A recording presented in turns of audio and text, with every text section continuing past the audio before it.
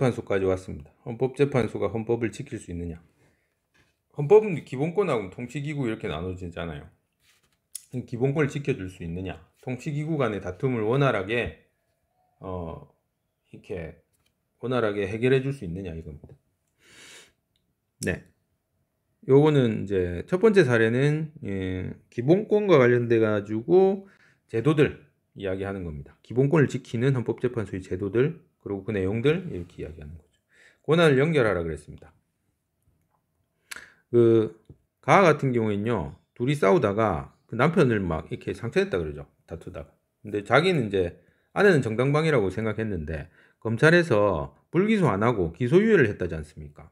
죄는 있는데 네가 유죄는 건 맞는데 기소를 당장 하지 않고 놔뒀다가 착하게 있으면 기소 안 할게 그렇게 되는 거죠.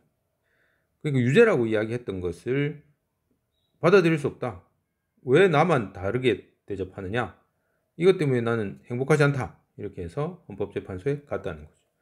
A가 간 것이죠. A가 갔습니다. 그리고 재판이 전제돼 있지 않았습니다. 재판 중이 아니죠. 기소를 안 했으니까 재판 중이 아닙니다. 그리고 법률에 대한 문제 제기가 아니죠. 검사가 나를 유죄라고 했다. 검사는 국가 권력이다. 국가 권력이 유죄라고 해서 나의 기본권을 침해했다. 이렇게 이야기하는 거죠. 그러니까 이것은 뭐가 되겠습니까? 내 권리를 회복시키려고 하는, 국가 권력이 내 권리를 침해했다라고 해서 그것을 회복시키려고 하는 권리구제형 헌법소원이죠. 그렇죠?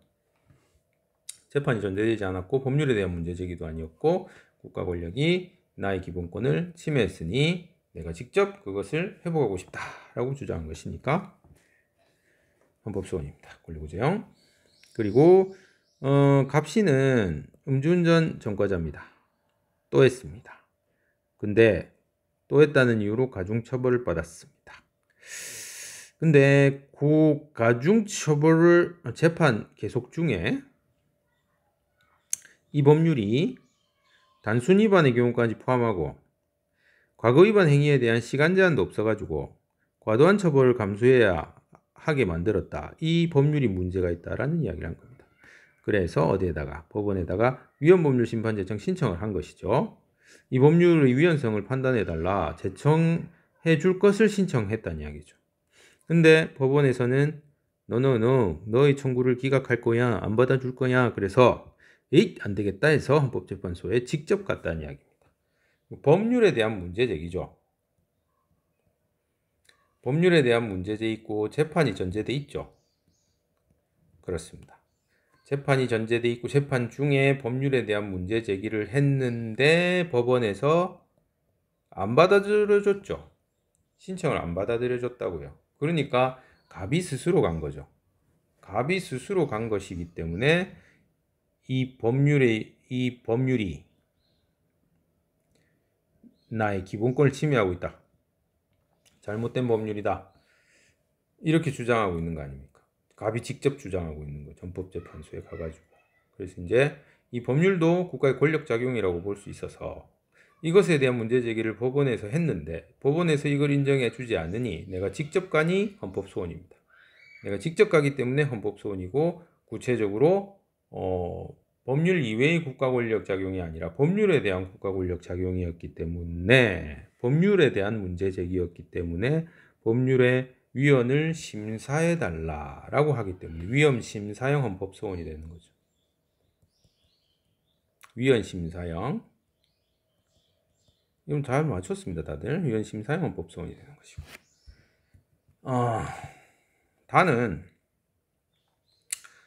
국회의장 공간 앞에서 시위를 했습니다. 경계 지점에서 못하게 돼 있는 법률이 있었습니다.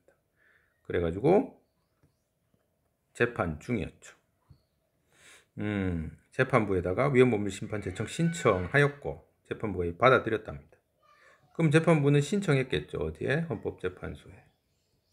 뭘 했겠습니까? 위헌법률 심판 제청을 했겠죠.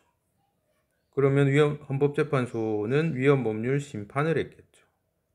그럼 당연히 이건 위헌법률 심판이죠. 그래서 이거는 재판이 전제돼 있죠? 재판 중입니다. 법률에 대한 문제 제기죠? 그렇습니다.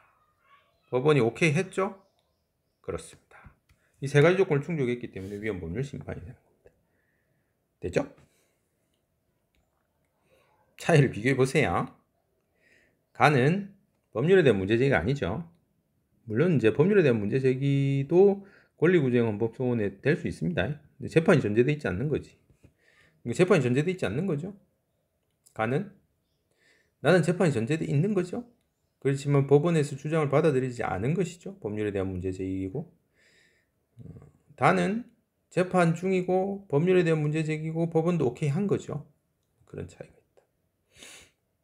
그리고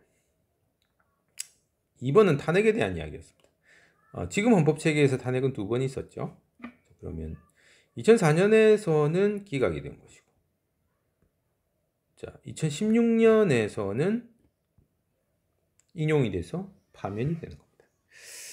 그래서 물어본 것은 헌법재판소 판결에 영향을 미친 요인은 무엇이었을까? 그래서 지금 잘 찾아냈어요. 깜짝 놀랐습니다. 지금 잘 찾아냈는데요. 그래서 이제 그 여론, 대규모 집회, 그러니까 여론이 영향을 준다. 당시의 여론이 어땠는지.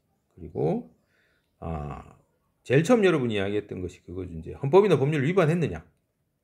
헌법이나 법률을 위반했느냐? 또 여론도 당시의 여론이 어떻는가?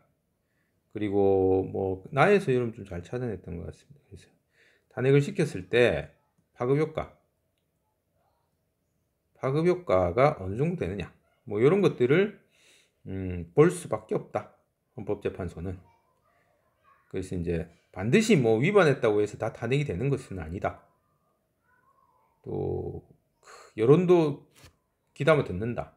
당시에 탄핵을 시켰을 때 후폭풍이 얼마나 큰가, 이런 것도 따져볼 수밖에 없다. 그래서 이제 결론적으로는 여러분이 잘 이야기했듯이 헌법재판소는 굉장히 정치적인 기관이라는 이야기입니다.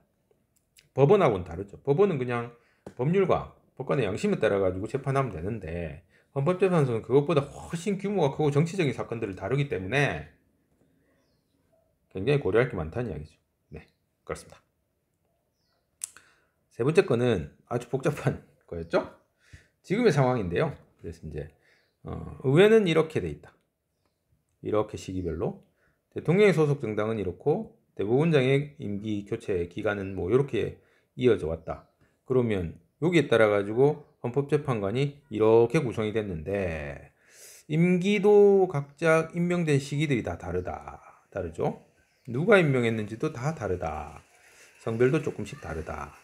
그러면 요 시기를 봐서 누가 어느 정당 출신의 대통령 혹은 어느 정당에서 추천을 했던 사람이고 어느 시기에 임명된 대법원장이 지명을 했느냐, 이걸 눈여겨봐야 된다는 이야기죠. 그래서 어떤 영향을 미쳤을까? 그래서 이건 결국에는 어느 정당 성향일까로 이제 귀결될 수밖에 없는 거죠. 그래서 맞물려 있지 않습니까? 의회의 구성과 어떤 경우에는 여대 야소고 어떤 경우에는 여소야 되고, 그리고 대법원장은 대통령이 임명하고 국회 동의가 또 들어가야 되고, 이런 상황들을 고려해서 그런 거죠, 뭐. 네, 그렇습니다. 한번 판단해 보시기 바랍니다. 민감한 거라서 이야기 안 할래요. 네. 그럼 헌법재판소에 대한 부분들은 여기서 끝내도록 하겠습니다.